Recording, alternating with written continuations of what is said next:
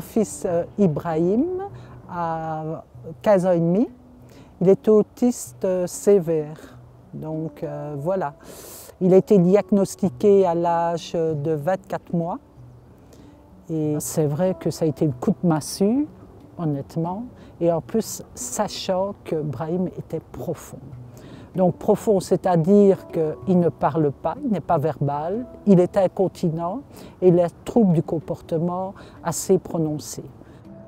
Plus il grandissait, plus c'était difficile, parce que ces troubles de comportement, c'est-à-dire se précisaient par une violence qu'on ne savait même pas interpréter et qui, comment dire, devenait de plus en plus profonde. Brahim était suivi par le SUSA, l'Université de Mons, et on avait instauré le PECS. Mais moi, la fatigue croissant, je n'arrivais plus à suivre vraiment. Mais je savais décoder mon fils. Il me prenait par la main et il montrait le frigo. Alors, parfois, il prenait la photo du PECS, mais parfois, il ne le faisait pas. Donc, je savais ce qu'il voulait, il allait se servir lui-même. Mais c'était restrictif. Donc, ça, c'était pour moi. Mais j'aurais voulu qu'il fasse plus de phrases et plus... parce que sinon, il était dans une frustration, il s'énervait et ça partait en vrille, quoi, malheureusement, c'est-à-dire de la violence. Et alors, comme j'ai entendu que cette tablette pouvait m'aider, c'est pour ça que j'ai fait la demande de la tablette en espérant que, comment dire, le dialogue, ne fût-ce que, même si ce n'est pas verbal, parce qu'on ne sait pas s'il parlera un jour ou pas, mais au moins arriver à un moyen de communication sans frustration. C'est vraiment mon rêve que, même s'il ne parle pas, qu'ils puissent communiquer.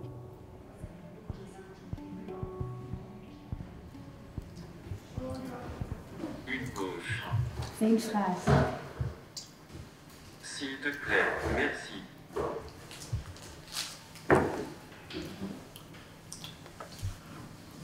Doucement. Une gauche. Une phrase.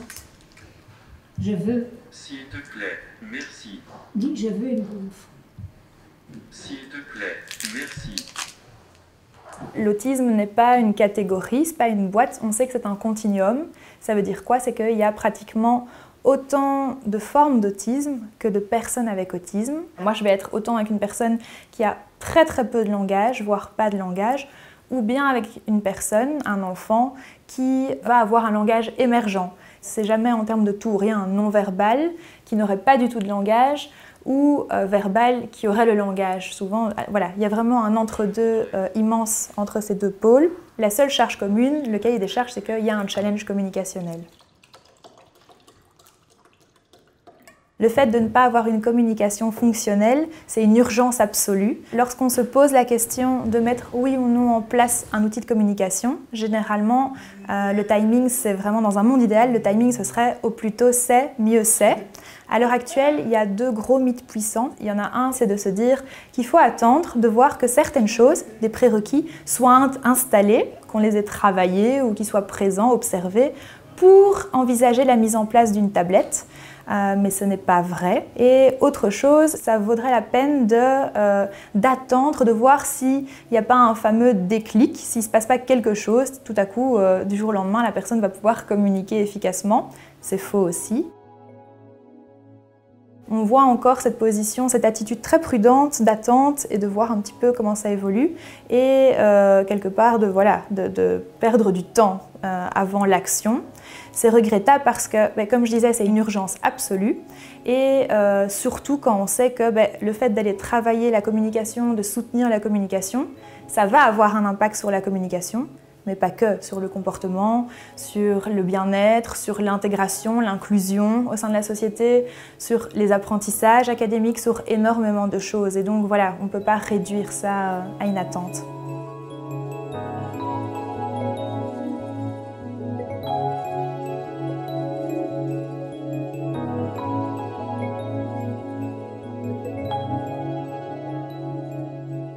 Le CRET, c'est le Centre de ressources et d'évaluation des technologies pour les personnes handicapées.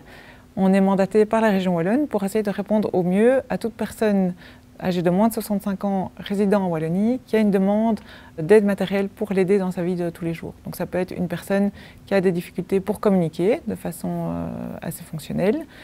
Ça peut être une demande d'une personne qui a un problème pour accéder à la lecture, à l'écriture, une personne qui a un problème pour accéder à son ordinateur, ou une personne qui n'arrive pas à gérer son environnement, donc ouvrir une porte, allumer sa télévision toute seule, etc. Il existe un certain nombre d'aides techniques qui peuvent aider ces personnes dans ces situations.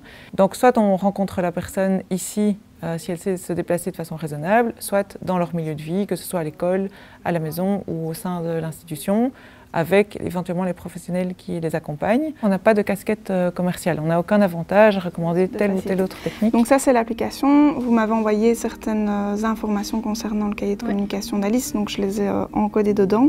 Mais donc comme je vous ai dit, ce qui est vraiment très important, c'est que vous puissiez modifier vraiment ce cahier de communication, de rajouter des informations qu'on aurait oublié d'ajouter en fonction des besoins. Et puis on va revoir cette personne et son entourage après la période de prêt pour voir si le matériel a répondu à la demande. Dans les dossiers, les demandes que l'on reçoit ici au CRET, on a des enfants autistes. On a une prise en charge qui est différente depuis peu de temps afin de trouver vraiment la meilleure manière de mettre en place l'outil de communication.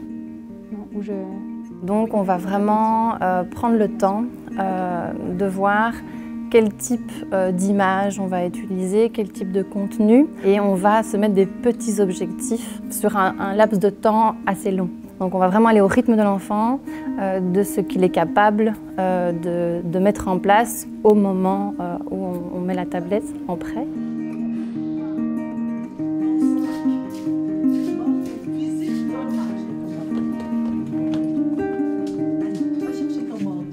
Il faut qu'il y ait vraiment un travail avant même qu'on amène la tablette auprès du bénéficiaire. Il faut que l'entourage, les aidants, tout le cercle qui gravite autour de la personne connaissent quelques aspects techniques, sensibiliser aussi parce que quelque part ça coule pas de source cet outil. Il faut pouvoir voir comment aménager le quotidien, comment aménager l'environnement pour qu'on s'y retrouve avec la tablette.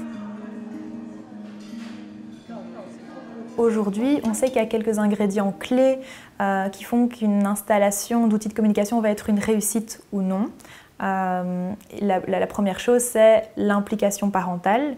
On doit pouvoir impliquer le proche et le cercle élargi de la famille, ainsi que les aidants dans le processus décisionnel. Ça veut dire qu'on ne va pas simplement leur demander leur avis, les préférences du bénéficiaire, donc de la personne qui va utiliser la tablette. Ils ne sont pas juste là pour dire bah voilà, il aime bien ça, il n'aime pas ça. Non, on doit aller plus loin et vraiment les impliquer dans toutes les décisions qui vont être prises. Essayer d'être naturel dans l'utilisation de l'outil et donc ne pas s'attendre à ce que l'utilisateur d'emblée prenne sa tablette et communique avec. Non, on va communiquer verbalement en utilisant nous-mêmes la tablette. Et je pense qu'un des ingrédients clés, c'est vraiment la dose et le dosage de soutien que les proches doivent recevoir. C'est quelque chose qu'il faudrait intensifier vraiment pour que ce soit, pour maximiser les réussites. Oh là là, Fanny s'est réveillée, elle pleure. Et elle crie. Elle fait vraiment beaucoup de bruit. Quand on communique, on ne fait pas uniquement des demandes et pourtant souvent ce sur quoi on entraîne les enfants via la tablette, c'est vraiment de faire une demande avec la tablette. Mais la tablette, elle peut être aussi utilisée pour poser une question. Elle peut aussi être utilisée pour raconter une histoire, pour pouvoir donner son opinion, pour indiquer l'inconfort, les sentiments, ou pour accepter, refuser une demande. Alors, Brahim. Visite. Mercredi, regarde, mercredi, c'est aujourd'hui. Mercredi. Visite.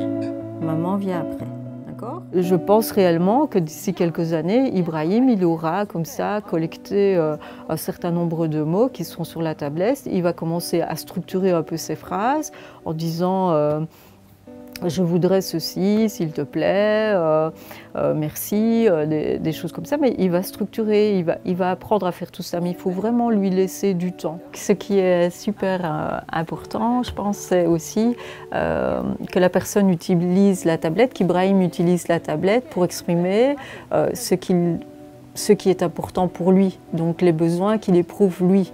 et pas forcément ceux de l'entourage. Et Ibrahim, oui, le défi, ce serait justement qu'il puisse dire là, il faudrait me foutre la paix, je voudrais aller dans un coin plus calme parce qu'il y a trop de bruit ici, et voilà. Moi, il m'arrive très fréquemment d'avoir un petit garçon ou une petite fille chez qui on va faire le choix de mettre en place un outil, une tablette, et au bout de quelques mois, parfois même quelques semaines, on va avoir vraiment des effets concrets en fait, qu'on peut même mesurer au quotidien avec plus de vocalisation, plus de tentatives d'utilisation de mots, de langage, donc de parler, de s'adresser à quelqu'un, et pas seulement pour demander quelque chose, mais pour d'autres fonctions de communication tout aussi importantes. C'est vraiment une richesse maintenant. Mon fils, disons, peut communiquer plus qu'avant. Il l'utilise, je ne dis pas qu'il l'utilise tout le temps, mais il l'utilise. J'observe plus de langage chez mon enfant, c'est des mots qui peuvent être apportés par un parent, depuis qu'on a mis ça en place.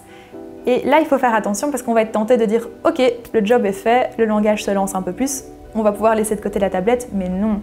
La tablette, c'est pour compenser une communication défaillante, fragilisée, mais ça peut la soutenir dans son développement aussi. Et donc, ce qui a permis un progrès, il ne faut pas trop vite le jeter sur le côté, on continue l'effort de stimulation qui est permis par l'installation d'une tablette de communication.